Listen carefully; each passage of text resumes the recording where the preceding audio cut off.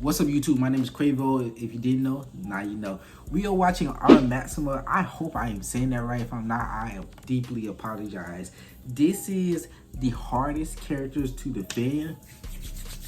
Hey. There are some good characters in here. But with that being said, make sure you guys like and subscribe, hit post notification on so you can see all of my videos. In this video will be linked in the description if you guys want to go watch it for yourself.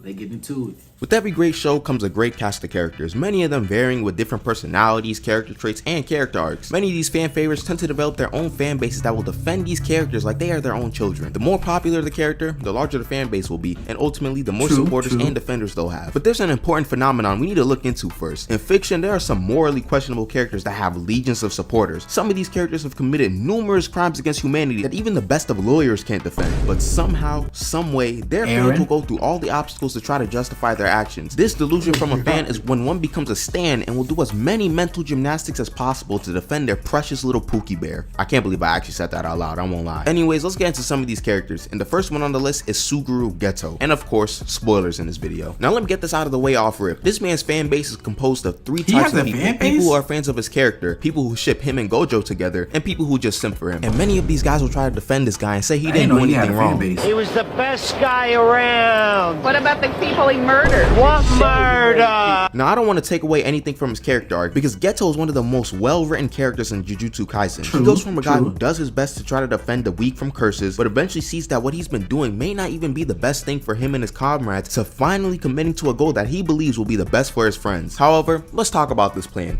As he was depressed and lonely, Yuki pulls up on him and discusses how it's possible to get rid of cursed spirits for good. And one of his first ideas is to commit genocide of all non-sorcerers.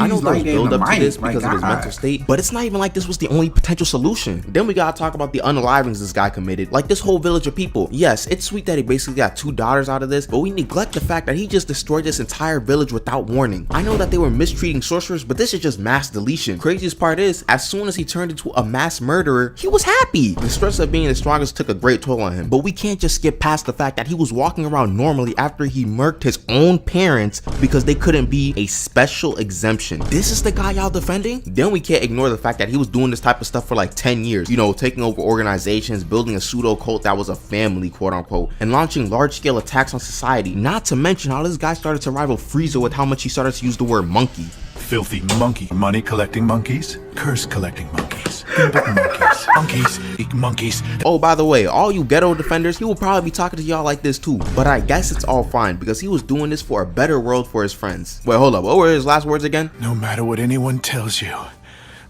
I hate those monkeys.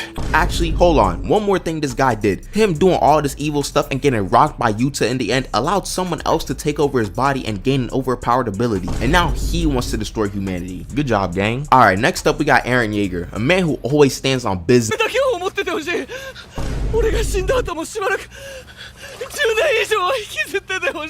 All jokes aside, this guy's actions were extremely hard to defend in my opinion, mostly because it was so radical. When season 4 was coming out and this man Eren was talking about moving forward and destroying the enemy, everyone was hyping it up, talking about how they stand with Eren. At the time, I thought Eren was low-key crazy trying to destroy everything. All we knew at the time was Eren wanted to destroy everything except Paradise Island so his friends could be free. This plan makes Eren look insane, which is kind of the point. You're supposed to see Eren's resolve to gain freedom for himself and the Eldians, but it's supposed to be such a wild plan, and that's why we see his friends trying to stop him. Except I saw mad people saying that they're crazy for trying to stop them. I have friends in real life tell me that Eren was doing the right thing, destroying the world. Fast forward to season 4 part 3 part 2, and yes, I'm calling it that. We finally see the true intentions of Eren and how he really wanted to protect his friends, and that this massacre was ultimately influenced by him wanting good lives for them. Now I could be completely misinterpreting the ending. I get the whole sacrificing the world for those that he loves theme, but let's put this into perspective. Imagine you're a regular civilian and you wake up one day and start seeing a bunch of giant humans destroying everything. Millions of people were deleted. 80% of humanity was gone in a matter of hours, just because some random guy you don't know wanted to protect his friends.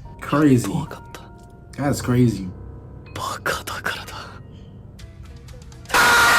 Now there's a lot more to his plan, like making his friends look like the heroes on ending the Curse of the Titans, but besides his friends gaining longer lives and the Curse of the Titans being lifted, which is fairly important and shouldn't be downplayed, the world eventually turned to war again and the cycle just continued. Looking from a completely outside perspective, millions were trampled and destroyed for like what, 10-20 people Eren cared about? But hey, maybe I'm too stupid to understand the actions and the ending. Also, a lot of the I Stand With Eren fans wanted him to keep going and destroy everything, and my question to y'all is, are y'all crazy? I guess it shows his commitment, but isn't it OD? Sure, it's cool if he's your friend doing this, but bro, imagine if you're not his friend and you just get murked for no reason. I don't know, maybe I'm bugging. The next character we got is... Actually, hold on, have I told y'all to subscribe yet? Well, if you've enjoyed this video so far and you're new, you might as well subscribe. I drop content like this weekly. Anyways, back to the video. Like I was saying, the next character we got is Griffith. Hold on, are there actually people who defend this guy? If you don't know about Griffith, what this guy has done is fairly self-explanatory. Now, I won't try to act like I've read all of Berserk or watched it all. Yes, I know I'm a fraud, so maybe I'm missing something. I vaguely know what happens leading up to the eclipse, and I've seen the actual eclipse itself. But come on, y'all, what are we defending here? Griffith did a lot to achieve his dream of gaining his own kingdom, like selling his body type of stuff, but eventually went down a spiral that led him to being tortured for over a year. He was basically at his lowest point, but this should not justify someone starting a ritual, sacrificing all of his friends. What he did to Casca, and also marking his best friend and his girlfriend, was something that will ensure that he is hunted by demons for the rest of his life, all to gain insane power from evil beings. If you're someone who likes Griffith, you can say why he did it and his logic behind it, but saying what he did was okay and justified is just delusion in my opinion. Someone can be mentally broken and selfish at the same time, and if someone says that Casca enjoyed it in a serious manner, you might need to be locked up. Now I'm gonna start firing off some names that are extremely hard to defend. Basically any celestial dragon is extremely corrupt, and I'm not even sure if any of them have fans. Like, who can confidently say that they are a Charlo supporter and they love his character? Listen, we also got Doflamingo, who's actually done way too many crimes there, to count. Let's name just a few: slavery, piracy, mutilation, brainwashing, conspiracy, blackmailing, trafficking, abuse of power, and more. Those who actually say Dofi did nothing wrong seriously, you guys are probably international criminals with an actual bounty on your head. The people who also support Hisoka and the way he be moving also should be put on some type of list, because he moves way too wacky to not be put on some sort of FBI watch. That's what I'm saying.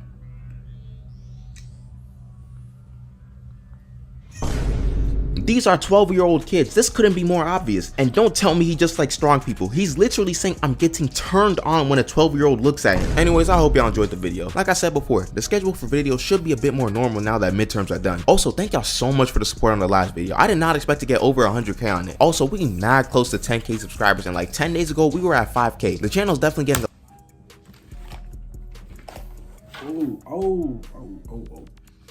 Anyway, so this video will be linked to the description if you guys want to go watch it for yourself. But besides that, let's talk about Hisoka first of all. Hisoka is a menace to every kid in the world. Yo, he needs to be in jail, like gone. Wait, first of all, who thought of making this character? Like, bro, Hunter x Hunter is a good anime, but why did y'all decide to make Hisoka? Like, I don't understand. I don't understand.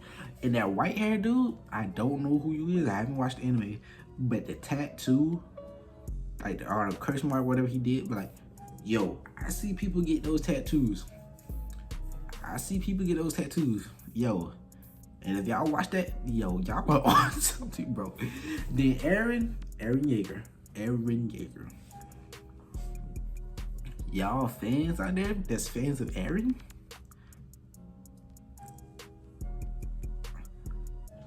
Y'all want some.